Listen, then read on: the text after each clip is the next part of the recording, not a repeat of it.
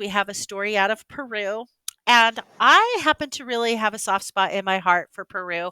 My father served his mission in Peru. And Oh, several interesting. I know, and he served his mission. He went there in 1958, so a very long time ago. He was there from 58 to 6, or maybe he started in 59. He was there from 59 through 61. He served a 2.5 year mission because at the time they did not have the MTC. And so if you went on a foreign speaking mission, they threw an extra 6 months on your mission to learn the language. So Really? he's Wow. real. I know. So he spent the first 6 months of his mission really kind of out in the field, and then after that, they transferred him to the office, and he did a lot of it. He was the assistant to the president, and did a lot of administrative stuff. Several years ago, I was going through. I just had a lot of challenges in my life, and life was just really hard for me, and so I took his old mission letters out. Gosh, I'm probably going to cry. I took his old mission letters out and I read these mission letters. And not only did I read these mission letters, I scanned them into my computer and I put them up on memories, on Family Search on memories, so that everybody in my family could see these mission letters. And it was so fascinating to read what he wrote home to my grandmother about the church in Peru and how the church was growing. And they helped build a building there because while he was there, they formed the first ward in Peru. They had in Lima. They had just had branches until then. And I put some of these pictures from his mission up on his memory page. And it really helped. I mean, I don't, like I said, I was going through this super difficult time and it just really, um, I can't even explain how it helped me, but just how it just made me feel to read these letters and just connect with my father who had passed away through his mission and just helped diminish the pain of this really challenging time I was going through in my life.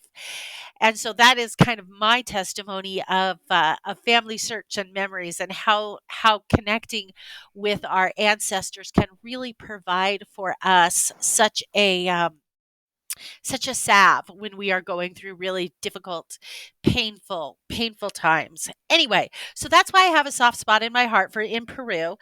And this article talks about that.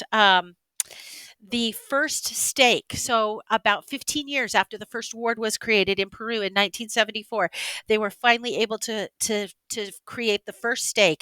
And ever since then, these members in Peru have annually gotten together and done days of service for the community.